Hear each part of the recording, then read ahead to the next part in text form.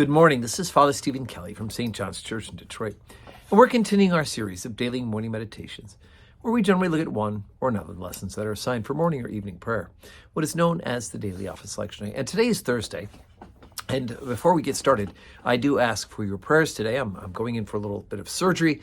I seem to be having these yearly surgeries once a year. This one's pretty minor, but surgery nonetheless. And so I do covet your prayers as I go in for surgery today at noon and should be home tomorrow morning. The lesson I thought we would look at today is assigned for evening prayer tonight. It's from John's Gospel, the 8th chapter, beginning at the first verse. Jesus went into the Mount of Olives. And early in the morning he came again unto the temple, and the people came unto him, and he sat down and taught them. And the scribes and Pharisees brought unto him a woman taken in adultery. And when they'd set her in the midst, they said unto him, Master, this woman was taken in adultery, in the very act. Now Moses in the law commanded us that such should be stoned. What sayest thou? This they said, tempting him, that they might have to accuse him. But Jesus stooped down, and with his finger wrote on the ground, as though he heard them not.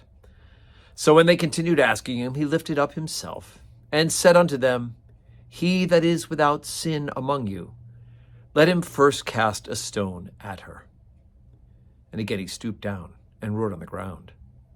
And when they heard it, being convinced by their own conscience, went out one by one, beginning at the eldest, even unto the last.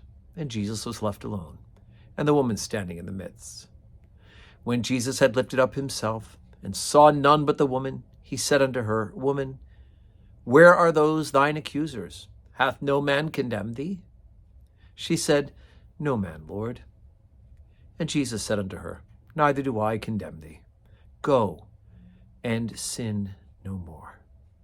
This is one of those great stories in the scriptures, isn't it? This idea of wonderful forgiveness that Jesus gives. Even though the law had a prescription for what the penalty should be, Jesus looks and has compassion upon this woman, who's obviously been caught in a sinful act. The just deserts of her sinfulness, according to the law, is to be stoned to death. But Jesus looks at her with the eyes of love, the eyes of forgiveness. And he says that he will not condemn her either, that her sins are forgiven. But there is that wonderful caveat at the end. Go and sin no more. We're in Lent now. And of course, the idea of Lent is for us to identify our sins, and I hope to confess our sins and to receive absolution. But when we make that confession of sin, the idea, of course, is to be purposing amendment of life. In other words, here, Lord, is my sin, and I don't want to do it again. I know it displeases you, Lord. I know that you don't want me to do this sinful thing or these sinful things.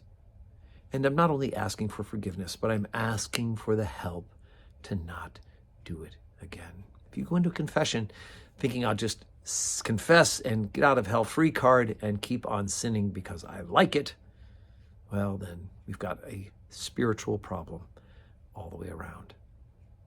Also notice that Jesus does point out that the gospel writer points out to us that Jesus knows why they're accusing her. It's not so much about the adultery.